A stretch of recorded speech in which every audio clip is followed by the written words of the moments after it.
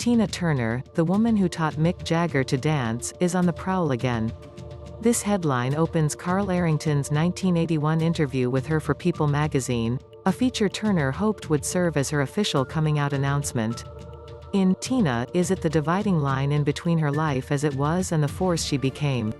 40 years ago, however, Turner hoped that by opening up to people she could provide a definitive response to all the queries about her ex-husband Ike, the man who made her second billing on the Ike and Tina Turner Revue and subjected her to horrific physical abuse for years. Turner was ready to start her next chapter, a solo act to leave behind a past she desperately wanted to forget. When that story led to curiosity of a morbid nature, Turner tried to set the record straight again with her 1986 autobiography, I, Tina, co-authored with journalist Kurt Loder. In the book's 1993 cinematic adaptation, What's Love Got to Do with It?, star Angela Bassett depicts the violence Tina Turner suffered on-screen along with her triumph. Still, people kept wanting her to revisit her trauma.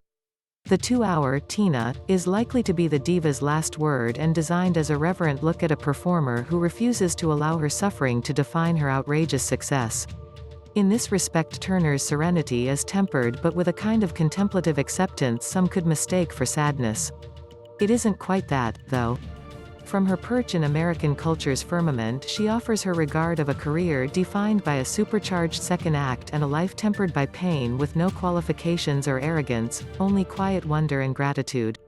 Directors Daniel Lindsay and T. Martin interviewed Turner in 2019 when she was 79 years old and secure in her status as one of modern music's greats, and from a place of contentment. At 81, Turner is living comfortably in Zurich with her husband Erwin Bach, an executive producer on the film and probably the reason Lindsay and Martin refrain from including any details regarding Turner's recent health battles or her son Craig's death by suicide in 2018. They'd rather spin her story in that of a risen phoenix without hinting at decline or mortality, and after a life of curious questioners seeking to paint her as a woman overcoming instead of studying her work in its own light, a person can certainly understand that approach.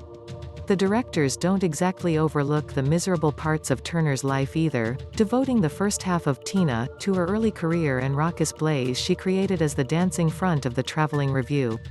That first hour is nirvana for anyone who treasures classic footage of Turner in her prime bellowing out Proud Mary, or finding her roar on Phil Spector's orchestral arrangement of River Deep, Mountain High, a 1966 track that flopped spectacularly in its day but stands the test of time.